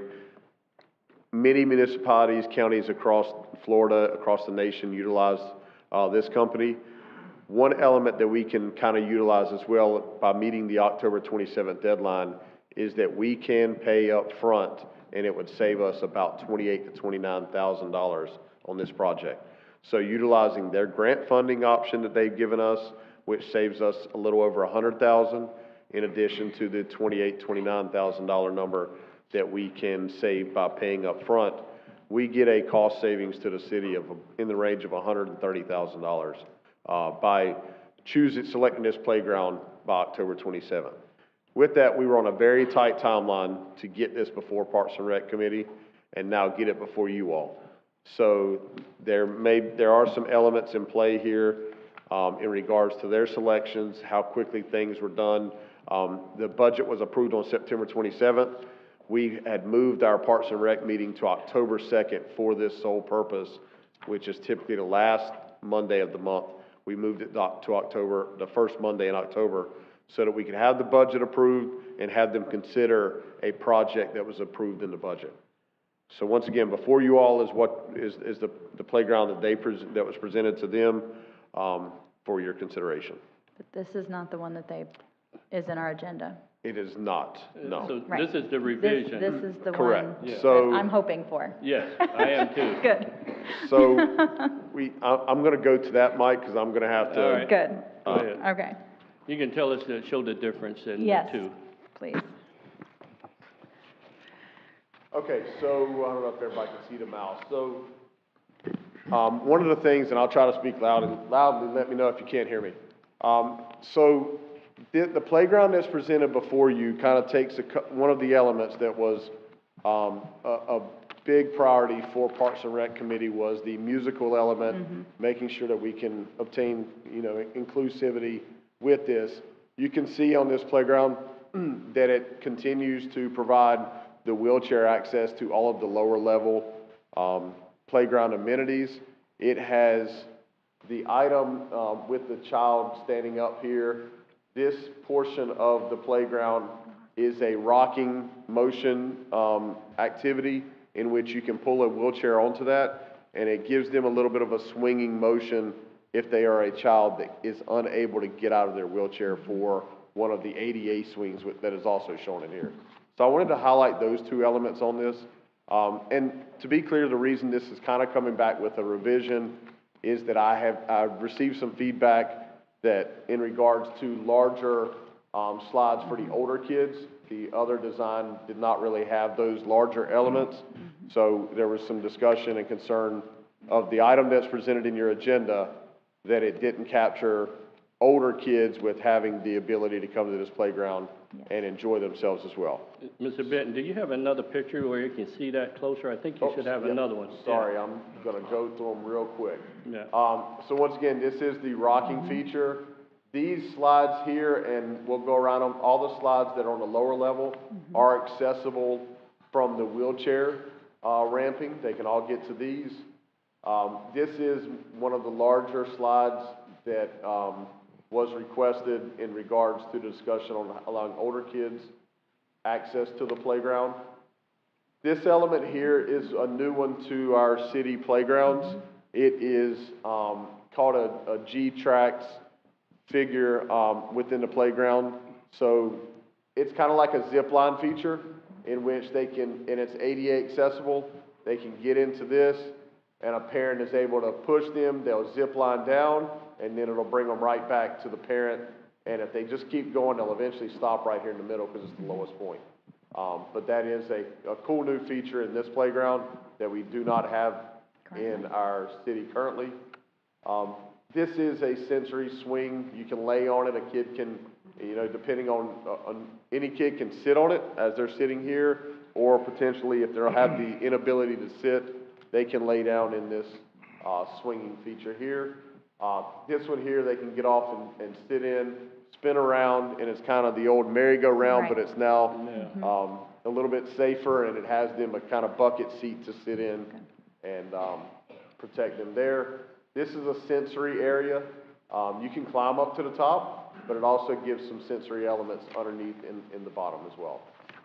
Once again, this is kind of pointing out the additional slides that were kind of requested to look into with higher elements for the older children. Once again, this is the sensory element that I just spoke about. You can see kids can climb all the way up and get up here to the top, but it also has some elements down below that they can kind of enjoy a little bit of a hiding factor for some of the sensory type situations as well. Once again, you can see another viewpoint of the musical instruments. The xylophone elements do have the sticks that attach to it that you can utilize via a rope/cord element. This is another slide that's accessible from the wheelchair ramping feature. Highlighted here, one of the things that I've spoken with the company on changing is we want to ensure that these ADA accessible swings here are included with all the other elements. So we are actually, you've got the 2 toddler swings here. We're going to move these 2 ADA swings to the center portion here, and then you have your 2 saddle swings here. So you'll have the saddle swings, the ADA swings, and the toddler, so that the ADA is included in the same 3-bay swing set. So with that, we will just simply move 2 of the saddle swings back over to this area so that we can remain and contain having 4 separate bays of swings. So that change will be made as well. And then this is just an image from above that shows the layout. One other feature that I wanted to kind of point out that we're going to change and make is, let's see if I can find a picture that's going to show. That might be this one. So if you kind of see in the bottom left-hand corner where the mouse is, there next to this there's a sidewalk, and that's how the ADA accessibility gets onto the playground surface. So they'll ramp up, they'll come in here. One change we are going to make is we're going to install a concrete sidewalk from this element here straight over to the wheelchair playground, accessible playground. And then the reason for that is just to ensure that accessibility. The EWF mulch is accessible. It is ADA accessible, ADA friendly. It is an understand element of playgrounds that is fully acceptable, and that's what we're going to go with. However, I just want to ensure that we have that sidewalk access. With that, we will have to do a couple layers of sod on either side so that we can ensure that kids aren't digging out the mulch on either side and create tripping hazards. So we'll go through all those factors with that, and we will also do a curbed up ramp. So the sidewalk will come in here, and we'll make sure we have a ramp area that connects the two elements within this area. And with that, like I said, wheelchairs will be able to continue to go through to any element within the playground. And there is also an accessible entrance. If you're looking at this picture, this is the parking lot. This is the fire station on the upper portion, the multi-purpose field here, restroom building in this area. The sidewalk, they will be able to ramp up and come to these elements here if they would like. However, they continue around the sidewalk here, and the sidewalk connects there. Nice. Awesome. So this is, like I said, this is the revised presentation. Both of them are up for your consideration, but that's completely up to you all from a council perspective and receiving input from the public as well. Any questions on this before I? Mr. Nunn may have a question for you. Stop yelling. No, go ahead, Mr. Nunn may I don't have a for you. question. I just want to say thank you. Yes. I've been talking to the city manager and Brian about our playgrounds for the past 3 years, and having a disabled son myself, you know, having the words accessible playground is not acceptable. And having an inclusive playground is the only way to go. And I'm very excited that we're going to have our main playground is going to be completely inclusive for kids in wheelchairs. My son is not in a wheelchair, but he has friends that are in wheelchairs. There's a young girl that was down there today that I was talking to her and the gentleman that takes care of her. And they're very excited because we talked about this 2 years ago when they said, you know, I wish we just had something that we could put her wheelchair on that she could enjoy it because I can't take her out of her chair. So I'm just very happy that we're going to have a 100% inclusive, well, you know, that they can go on and do it. I wish you had an aerial view where it showed it a little closer up, because it really is a great playground with a lot of, oh, that one's not too bad, a lot of functionality for everybody. You know, I spent a lot of time up at the Field of Dreams in Palm Bay, and one of the features I saw there was this zip line feature. The playground itself, you know, it's a completely accessible and everybody can use the playground. The one thing you noticed in the playgrounds was any kid can use this playground, but kids in wheelchairs and have disabilities cannot use a regular playground. So I'm very happy that we're going to have something that will serve all of our kids, and the high towers for the other kids, the bigger kids, because trust me, they want to get up and slide down a big slide. Yes. So thank you. Absolutely. Mr. Dodd? Well, and now, let me make sure that it's clear. The Parks and Rec Committee has seen option 1 and option 2. Option 2 is what's in our agenda. And their issue, the reason they chose option 2 was because of the musical, the noise features. Yes. And so what you've done with revision 2 of option 1 is incorporate that into this new playground. Right. So this is consistent with what the Parks and Rec Committee approved. And it's not like we're approving something that's not consistent with what they approved, which I'm very comfortable doing. So I know we've got a tight timetable. So, and it's a great playground. I think it's something that's really good for the city. So I'll move approval of option number 1, revision 2, as the playground to purchase for the city. Second that. All right, we have a motion and a second. Is there anyone from the public who would like to speak on this? Yes, ma'am.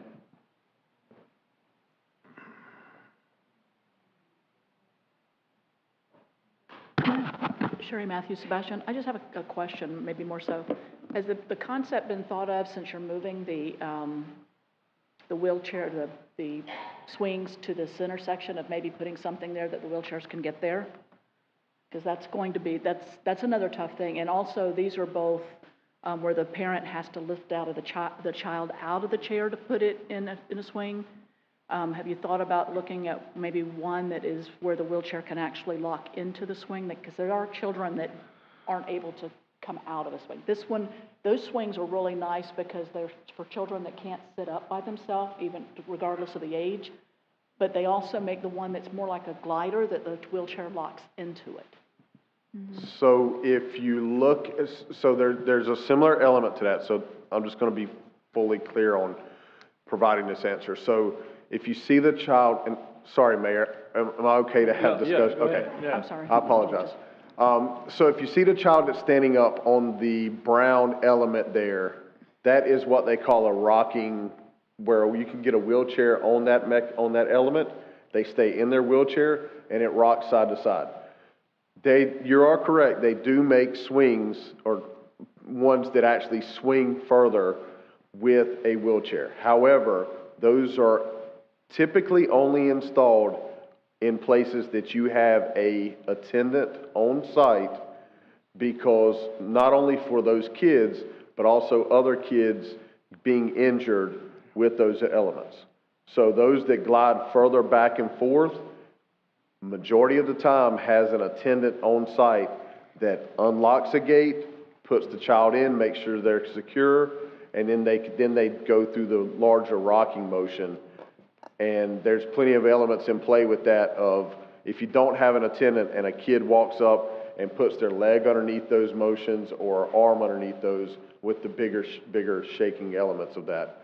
So that's the reason why we have not looked into that element within our playgrounds, is because we do not have dedicated staff to stand there for those. However, the rocking measure is the same motion, it just isn't as extreme. Okay. So you see the one that's standing up there, that's the one. Right, that's the right on the boat or whatever that Yes. thing is supposed to be. Okay, because I know that, and those other, I'm talking the swing itself, Riverside, the one in Memorial Island, they actually have both types. They have the one where the wheelchair comes in on it and locks down, and then they have the seated one where the child can come out, if you can pick the child up out of the wheelchair.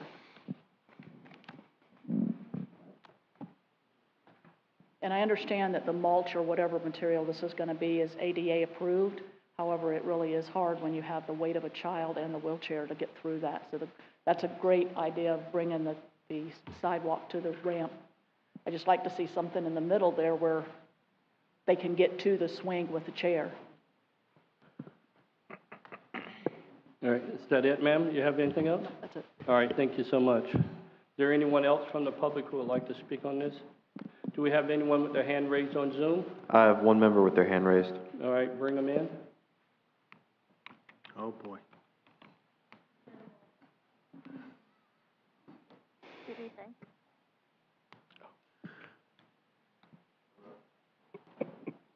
Hello, can you hear us?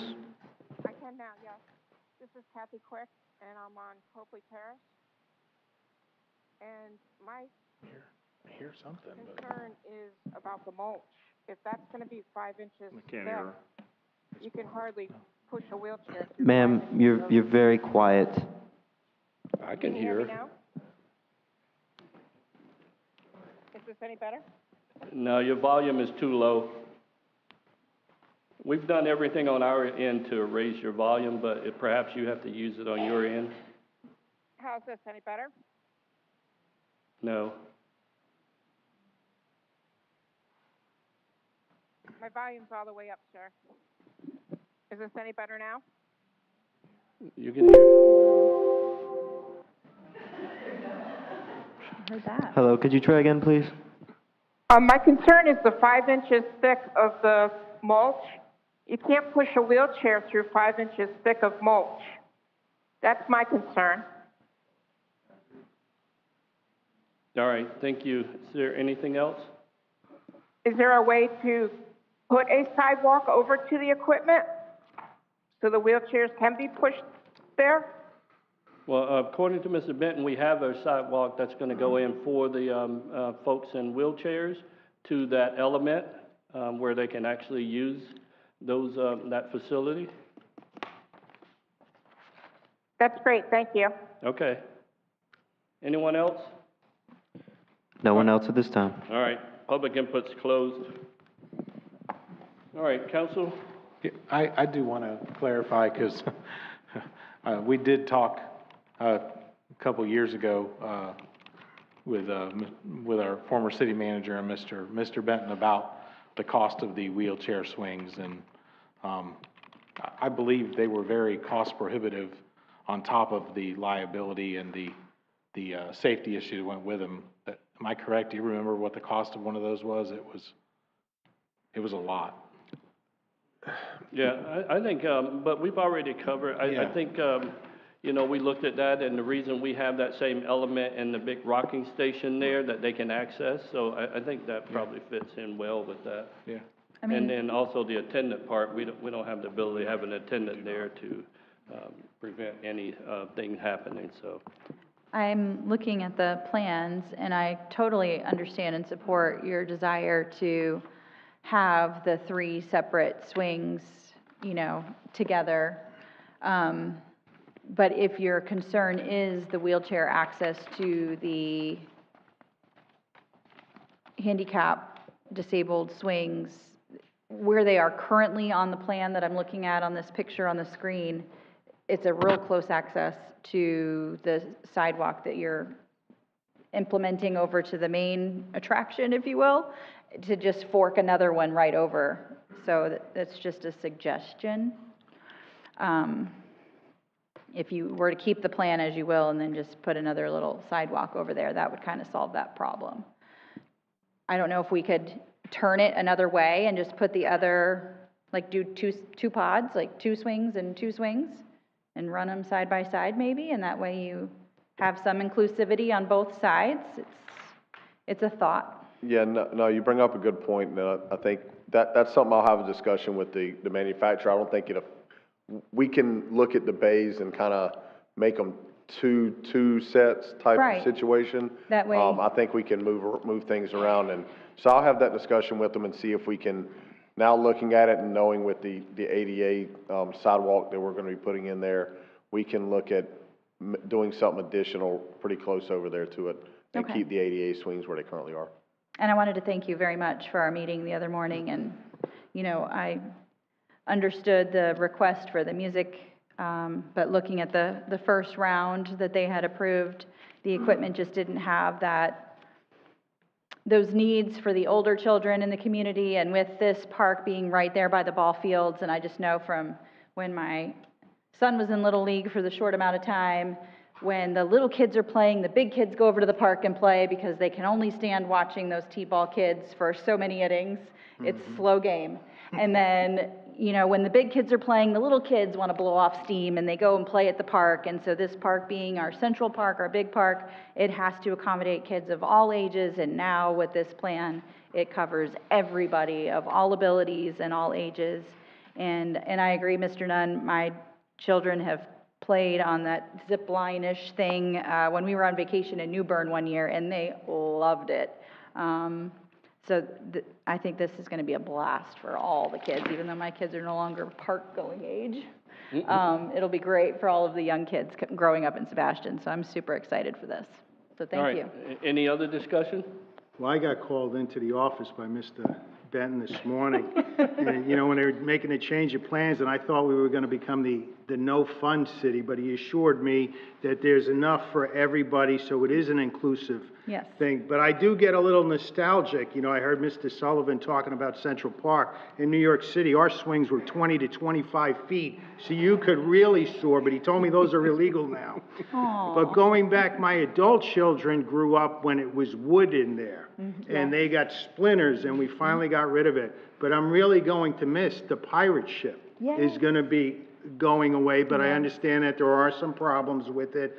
Maybe it could be reconditioned some way.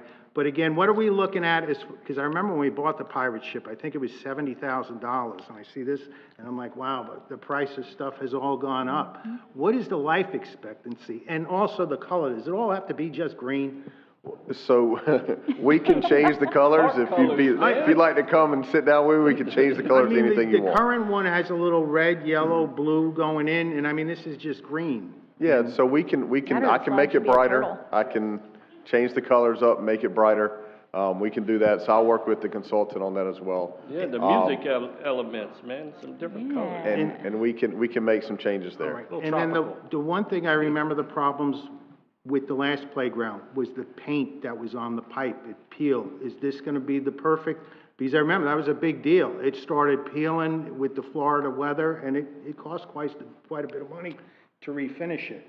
Yeah, I mean, unfortunately, with the elements down here, playground systems, and you asked the question earlier on how long the life expectancy is. I mean, we're in the 10 to 12 year range of life expectancy on these playgrounds, and yes, the paint on anything is going to start to diminish. They've gotten better with kind of powder coating and doing a better job with them than what was previously used, but we will have some issues that we have to continue with our inspections that we do on a regular basis and maintain these going forward, even with the new ones. Are there certain colors that last better than others that we could consider? I'll talk with them and ask them and see if they have any suggestions on colors in regards to that. I think they're probably all going to be about the same, but I know I'll have that discussion. house paint, the color matters. Is a metal powder coated? Yes. All right, well, powder coating is supposed to last quite a bit, a lot better than Yeah, I regular mean, you'll paint, get, right? like I said, you'll get probably 8 to 10 years. The problem is gonna be the plastic elements.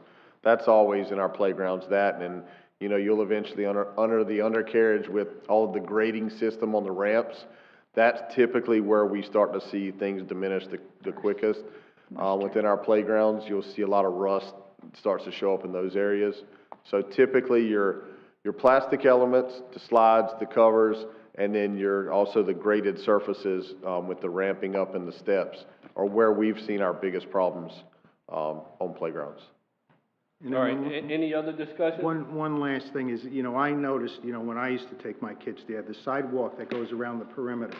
I wasn't one, you know, I like to sit on the bench, but there are a lot of parents, their children weren't so young, but they walked the perimeter. I can't remember how long it was, if you did 2 turns, it was a mile or something, but there are a lot that utilize some sort of exercise in that area. Is there anything we could add for the adults? I mean, Yeah, I mean, so our plan right now, the sidewalk in that area is gonna stay. We can look at possibly a future project of adding maybe some exercise elements along that kind of pathway.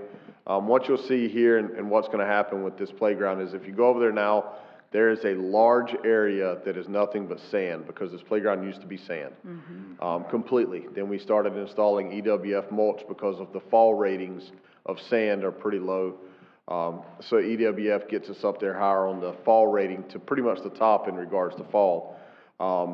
But we're going to, you can see the boundaries of this playground. We're going to institute that. We're going to put sod around the exterior of it so we get completely rid of the sand.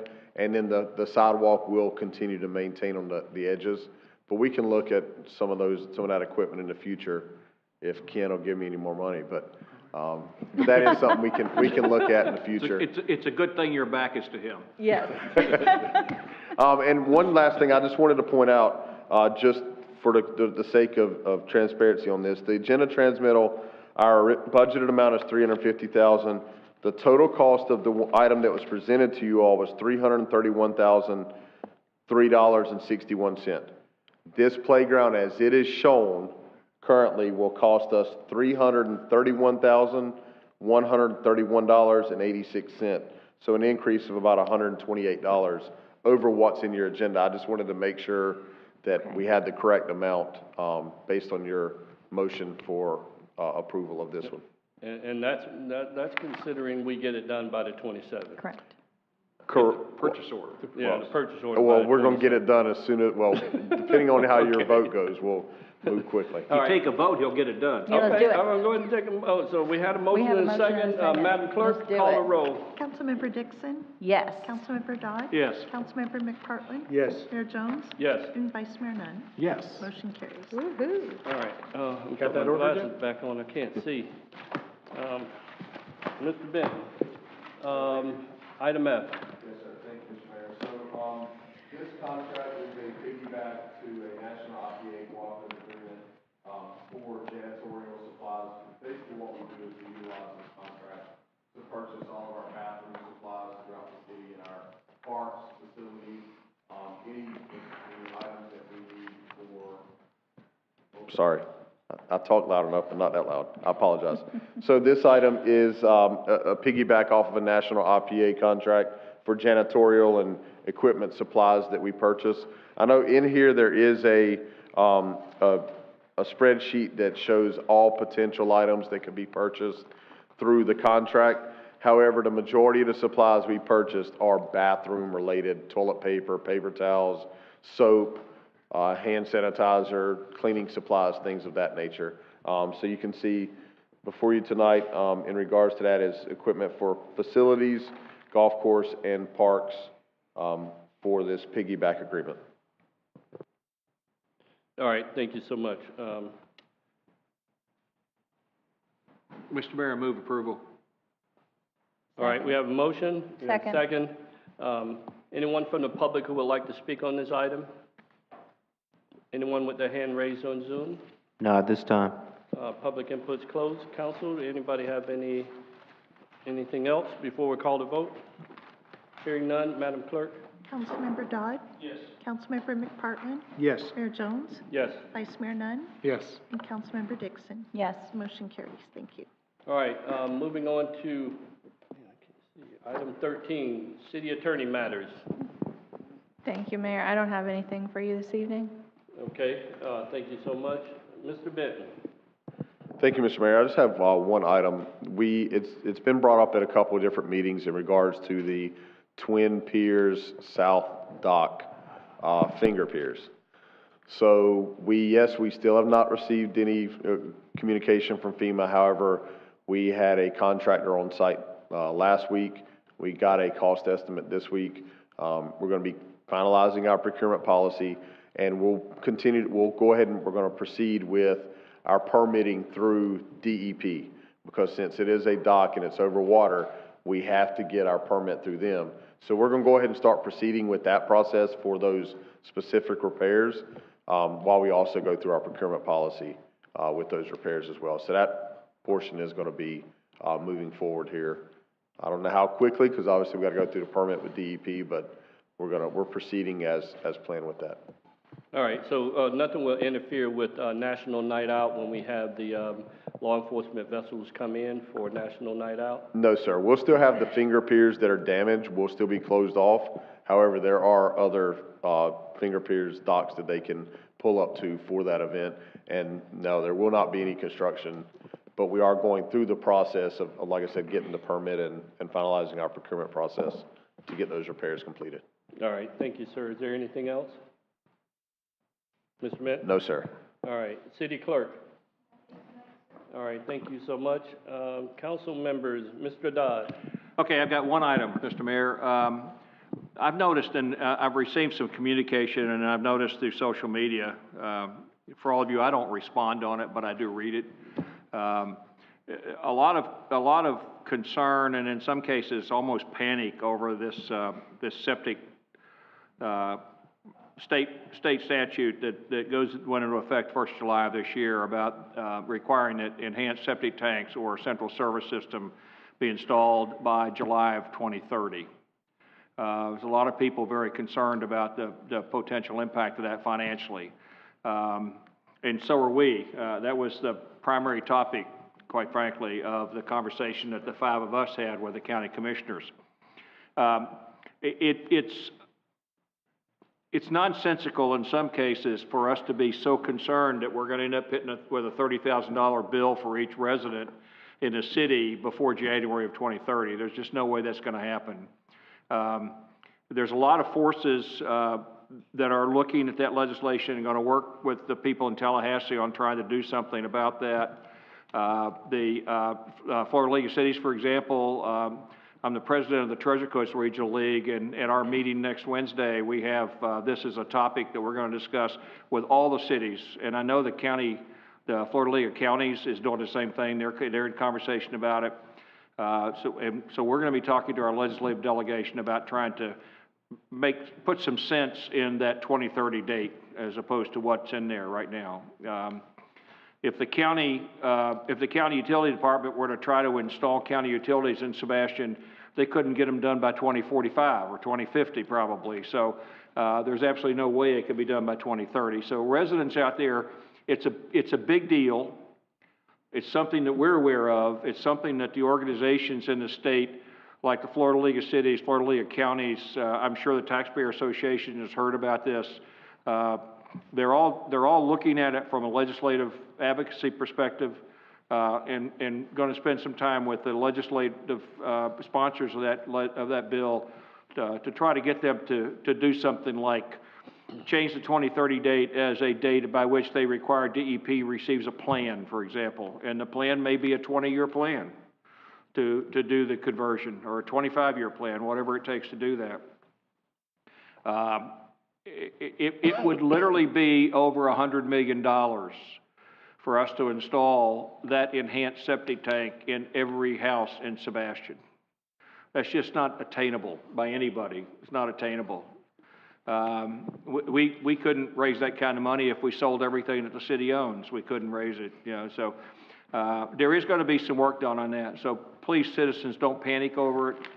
I had one lady was so concerned that she was going to lose her house between now and 2030 because she wasn't going to be able to come up with the money to put this new septic tank in. Please don't take that side of the equation, and don't get so concerned about it. There are many forces that are going to do something about this. So we are going to have to do it eventually. We have no choice but do it eventually, but it's not going to be something that's going to be that level of a panic in that regard. So I just wanted to bring that up and try to reassure the residents that the council's talking about that, the county commission's talking about it, and a lot of other people are talking about it. And I feel very comfortable we're going to be able to do something to change that mandate by the state. So that's it. Thank you. Yeah, and we also had that conversation at our community council meeting with our senator there as well. Yeah. So there's a lot of work being done behind the scenes. So. One of the things I heard about the advocacy side of it was a couple of legislators said, well, you guys never brought this up as being a problem when that legislation was flowing through the House. No one ever said that's a problem. Well, I'm not sure how it was missed, but it was certainly missed. And I agree with them that maybe nobody said it was a problem, but we know now it's a problem, so it's something that's going to get dealt with. Right. All right. Thank you, Mr. Dodd. Yes, sir. Mr. McPartland. Nothing, sir. All right. Thank you. And I have nothing. Vice Mayor Nunn. I would like to add to Mr. Dodd's point, and we also, during our county city meeting, discussed the CRA district area still being a separate priority that has nothing really for us to do with this law, but still making that part, those houses directly and businesses directly on the river, a top priority for us to still get done. And we're a lot further along in that plan. Hopefully we can find some funding to help make it happen. But so understand that that is a separate priority, separate from the other discussion related to the law. So that's important. That's all I have. Thank you. All right. Thank you so much. Ms. Dixon. Yes, and in addition, we're not immune to it either. We're homeowners and taxpayers and the ones receiving the mandates as well. So that's all I have to say. All right. Have a great evening, Sebastian. This meeting's adjourned.